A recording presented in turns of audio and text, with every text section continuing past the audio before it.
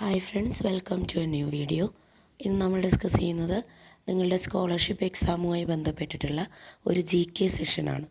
നമുക്കറിയാം, നമ്മളുടെ വരാൻ പോകുന്ന CM കിഡ് സ്കോളർഷിപ്പിൽ നിങ്ങൾക്ക് GKയിൽ പ്രധാനമായിട്ടും 3 ഭാഗങ്ങളാണുള്ളത് അല്ലേ.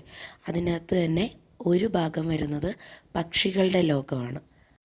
അപ്പോൾ നമുക്ക് കുറച്ച് പക്ഷികളെക്കുറിച്ചും അതുപോലെ തന്നെ പക്ഷി സങ്കേതങ്ങളെക്കുറിച്ചും പക്ഷികളുടെയൊക്കെ പ്രത്യേകതകളെക്കുറിച്ചും അങ്ങനെ കുറച്ച് കാര്യങ്ങൾ പക്ഷികളുമായി റിലേറ്റ് ചെയ്ത് പഠിക്കാനുണ്ട്.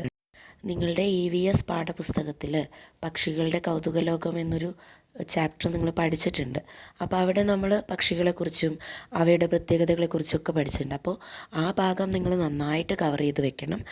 അങ്ങനെയാണെങ്കിൽ നമുക്ക് ഇത്തിരി കൂടി എളുപ്പമായിരിക്കും ഈ ഒരു ഭാഗം കംപ്ലീറ്റ് ചെയ്യാൻ വേണ്ടിയിട്ട്. ഓക്കെ, സോ ഇന്നത്തെ ഈ ഒരു വീഡിയോയിൽ നമ്മൾ 5 ക്വസ്റ്റ്യൻസാണ് ഡിസ്കസ് ചെയ്യുന്നത്. ഇവിടെ നമുക്ക് മൾട്ടിപ്പിൾ ചോയ്സ് ക്വസ്റ്റ്യൻസ് ആയിരിക്കും വരുന്നത്. ഇത്തരത്തിൽ മൾട്ടിപ്പിൾ ചോയ്സ് ക്വസ്റ്റ്യൻസ് വരുമ്പോൾ നമുക്ക് തന്നിട്ടുള്ള ഓപ്ഷനുകളെല്ലാം പൊതുവേ ഒരേ തരത്തിലായിരിക്കും. അപ്പോൾ നമുക്ക് അയ്യോ ഇതാണോ ശരി എന്നൊരു കൺഫ്യൂഷൻ വരുന്ന രീതിക്കാണ് അവർ ഓപ്ഷൻസ് കൊടുക്കുക.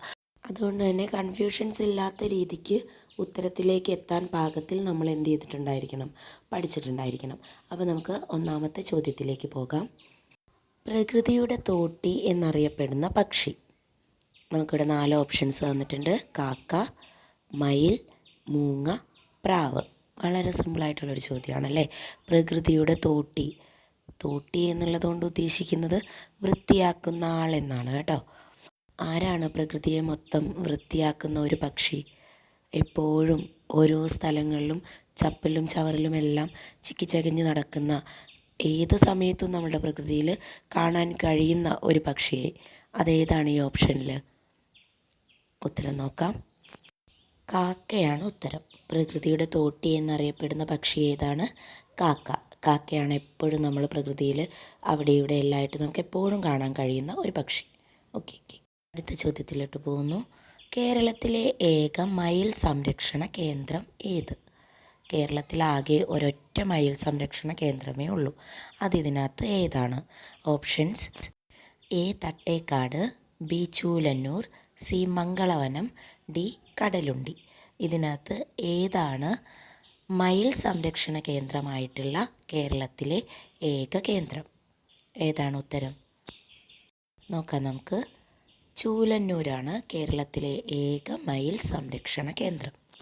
ഓരോ ചോദ്യവും ശ്രദ്ധിച്ച് പഠിച്ചു വയ്ക്കുക. ഇനി ഇത് മറന്നു പോകരുത് കേട്ടോ.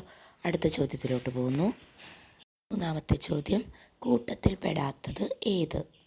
Option A penguin, B kiwi, C വേഴാമ്പൽ, D ഒട്ടകപ്പക്ഷി. ഇതിൽ ഏതാണ് കൂട്ടത്തിൽ പെടാത്തത്?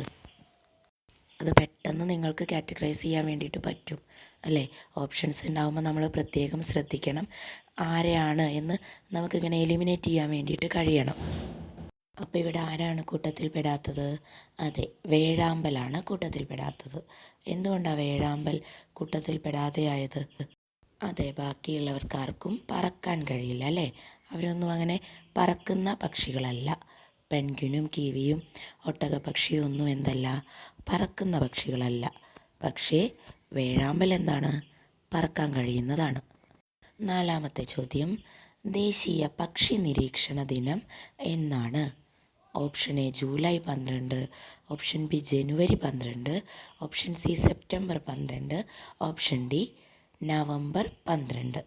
ഇതിലേതാണ് ദേശീയ പക്ഷി നിരീക്ഷണ ദിനം? ഏതാണ് ഉത്തരം? അതെ, നവംബർ 12. ഓപ്ഷൻ ഡി ആണ് ഉത്തരം. ഇവിടെ നിങ്ങൾക്ക് ഓപ്ഷൻസ് കാണുമ്പോൾ തന്നെ ഈ 12 എന്നുള്ളൊരു ഡേറ്റ് വെച്ചിട്ടാണ് മൊത്തം ഓപ്ഷൻസും തന്നിട്ടുള്ളത് അല്ലേ. അന്നേരം നവംബർ 12 നമ്മൾ നന്നായിട്ട് പഠിച്ചാൽ മാത്രമേ നമുക്ക് എന്ത് ചെയ്യുള്ളൂ, അത് സ്ട്രൈക്ക് ചെയ്ത് കിട്ടുകയുള്ളൂ. മറ്റതെല്ലാം 12 ആകുമ്പോൾ ഇതിനകത്ത് ഏത് 12 ആണ് എന്നുള്ളതൊരു കൺഫ്യൂഷൻ വരും. അപ്പോൾ അത് വേണ്ട, നന്നായിട്ട് പഠിച്ചു വയ്ക്കുക കേട്ടോ. 5ാമത്തെ ചോദ്യം: ഇന്ത്യയുടെ ദേശീയ പക്ഷി. ഇതെല്ലാവർക്കും അറിയാലോ. ഓപ്ഷൻ എ വേഴാമ്പൽ, B പ്രാവ്, C മയിൽ, D കാക്ക. ഇതിനകത്ത് ഏതാണെന്ന് ഉത്തരം പറയേണ്ട ആവശ്യമൊന്നുമില്ല അല്ലേ. എല്ലാവർക്കും അറിയാം നമ്മുടെ ദേശീയ പക്ഷി ഏതാണ് എന്നുള്ളത്. ഏതാണ് നമ്മുടെ ദേശീയ പക്ഷി? അതെ, ഉത്തരം ഏതാണ്? C മയിൽ. മയിലാണ് നമ്മളുടെ ദേശീയ പക്ഷി. വേഴാമ്പൽ എങ്ങനെയാണ് വേഴാമ്പലിൻ്റെ പ്രത്യേകത? അതെ, കേരളത്തിൻ്റെ ഔദ്യോഗിക പക്ഷിയാണ് ഇത് വേഴാമ്പൽ. അതുപോലെ കാക്ക എന്താണ്? പ്രകൃതിയുടെ തോട്ടി എന്നറിയപ്പെടുന്ന പക്ഷിയാണ് ഇത് കാക്ക, അല്ലേ? അപ്പോൾ ഇത്രയും ക്വസ്റ്റ്യൻസാണ് ഇന്നത്തെ ഈ ഒരു വീഡിയോയിൽ ഉൾപ്പെടുത്തിയിട്ടുള്ളത്. വളരെ സിമ്പിളാണ് എന്ന് നമുക്ക് തോന്നുമെങ്കിലും ചിലപ്പോഴൊക്കെ നമുക്ക് മാറിപ്പോകാൻ ചാൻസ് ഉള്ള ചില ക്വസ്റ്റ്യൻസ് ആയിരുന്നു ഇത്.